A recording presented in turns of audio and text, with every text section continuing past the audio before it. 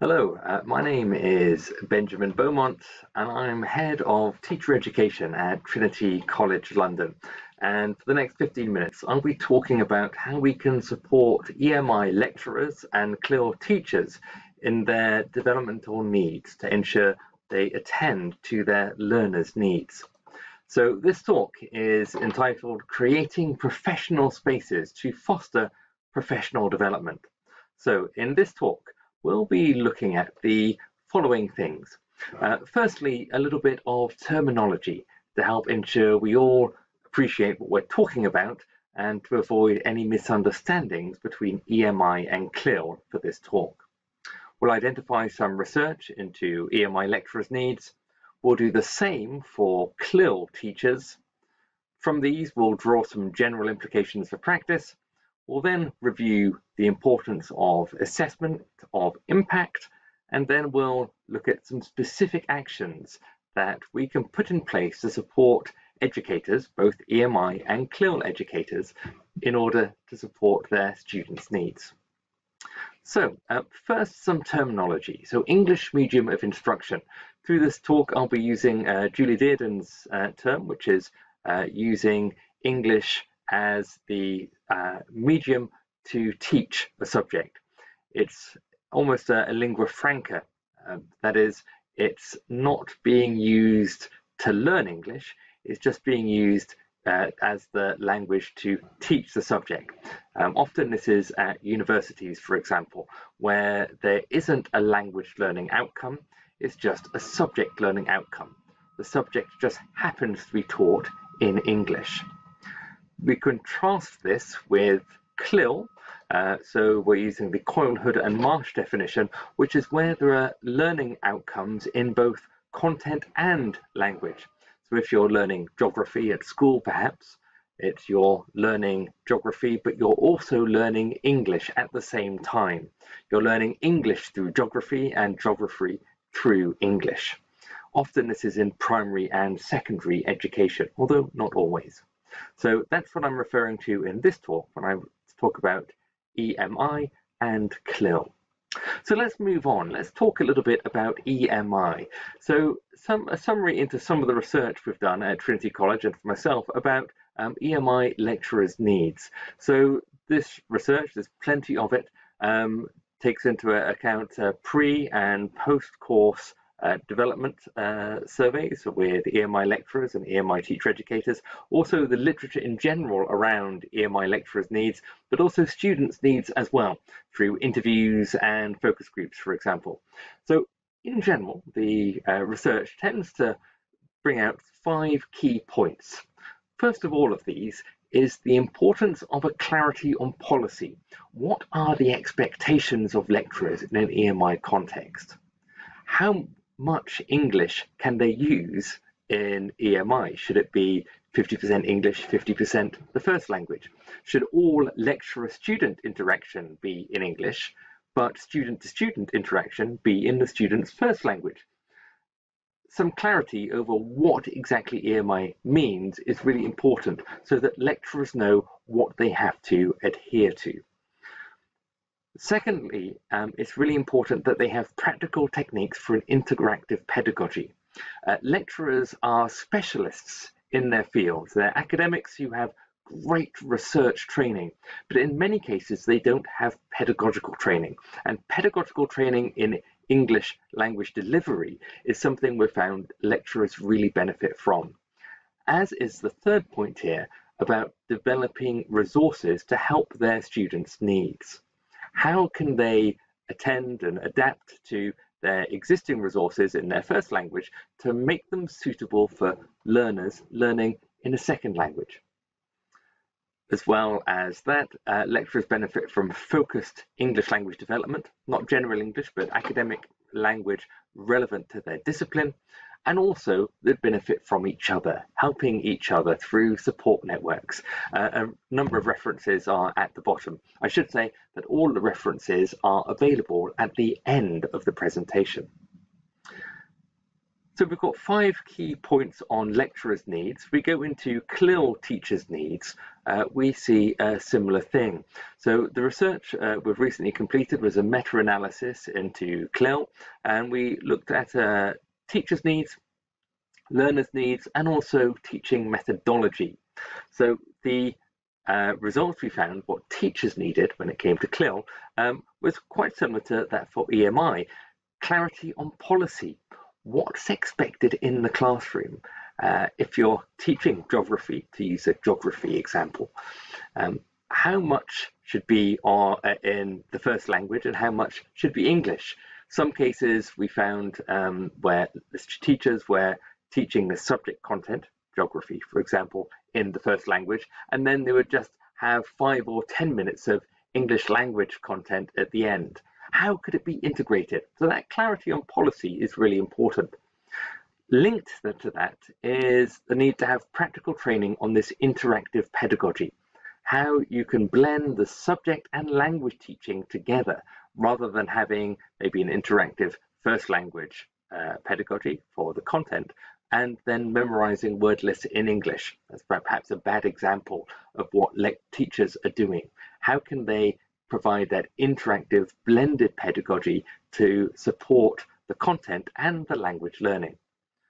Part of this relates to how teachers create materials to support their learners, and teachers often say that they don't have the right resources or ability to create resources relevant to their students' needs. So that's really important, as is the analysis of classroom practice, helping raise their pedagogical awareness about what works and what doesn't work, but also their pedagogical awareness with plural literacies. That is to say, when to use one language and when to use another language. What's acceptable in terms of CLIL policy and what's beneficial in helping their learners. And as well as that, it's important for teachers to have support resources within their school or within their region, where teachers can share their resources that they've created together. And again, a number of references at the bottom. So here we have then some general implications for EMI and CLIL practice. The first is that there needs to be clarity in terms of policy and expectations. What do universities or what do schools expect their students and lecturers and teachers to do in an EMI or CLIL setting? Also, that any support that is offered should operate within a framework that is practical in its pedagogic support and focused in its language support. And I think the practical element is really important to bring out, that it's a vocational support that teachers and lecturers need, rather than a theoretical support. It's the techniques and application of techniques in a classroom or a lecture room setting which lecturers and teachers feel they really need. And this can be done and supported through help creating subject-specific resources, helping lecturers and teachers see how they can create and adapt resources relevant to their learners' needs. And also, any development resources and activities that they engage in should exemplify a practical and interactive pedagogy, as the more we learn about learning, the more we appreciate the importance of an interactive pedagogy. And also, we have this importance of lecturers and teachers forming support groups, benefiting from each other's professional agency, helping them with their pedagogical development, that vocational development, and also helping them with focused language development relevant to their discipline. So we have these general implications for practice in terms of the CLIL and EMI research. But in general, when we're looking at this kind of intervention, it's really important to assess impact as well. So why do we want to assess impact? Well, it's really helpful in part for us to identify strategies which work and strategies which can be adapted to suit our lecturers and teachers' needs. It's really important as well because it can help us define and develop support for future courses. And it's really important in any kind of cost-benefit analysis. is the amount that we're paying for some kind of intervention worth the results that we're getting?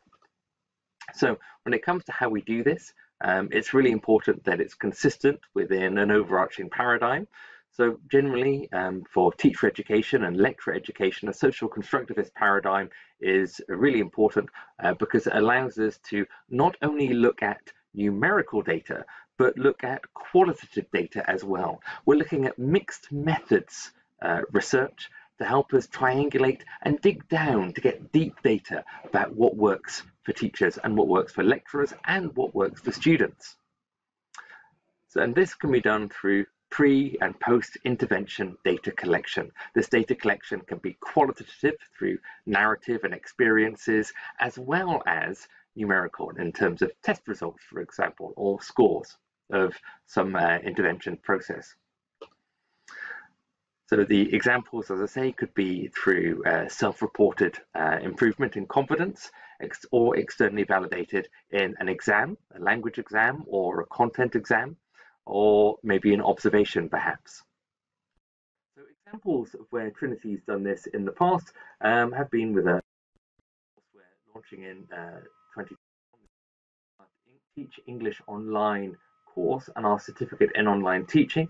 So this was in development over 18 months and we had pre and post course quantitative data collection, and then later on longitudinal qualitative data collection to help triangulate that data and dig down into the program, the training program that we had for teachers. So the results showed where we had really impressive results. There's a selection of them here, going from 35 to 80% of teachers having confidence in using particular online tools, 40 to 90% helping their assessment for their students' needs, this kind of thing. So when it came to developing the course further, adding to the course, making amendments, we were able to focus on areas that teachers found important or areas where we wanted to further improve the impact of our training to help support teachers. So it enabled us to really focus on what we needed to develop on. So this brings us to thinking about specific actions for this creation of professional spaces, considering the research element and considering the need for assessing impact. The first thing absolutely is to have clarity in policy at a macro level, the policy government level, meso level at the school or university, then the micro level. What is expected in the classroom? What is expected in the lecture room? It's also really important for teachers to have skills to develop their own resources. So again, Trinity has another course, the Certificate for Practicing Teachers, which focuses lecturers and teacher skills on this very point, how to create interactive resources to support learning in different languages. We also need to identify and give training in that interactive pedagogy. That can be in part through resource use or through other methods as well. But we need to research and identify what that training is, and then give educators focused practical techniques, vocational techniques, which support that resource creation, that resource adaptation to help them meet their learners' needs. And finally, we need to run impact studies as standard. And it's only through running impact studies that we'll really identify what works in any given situation, how we can use resources, how we can use interactive pedagogy, how we can use focused language support to help our teachers and our lecturers attend to our learners' needs. These are the references I've referred to in this short talk, and I'll be happy to take any questions that you may have. But thank you very much for your time.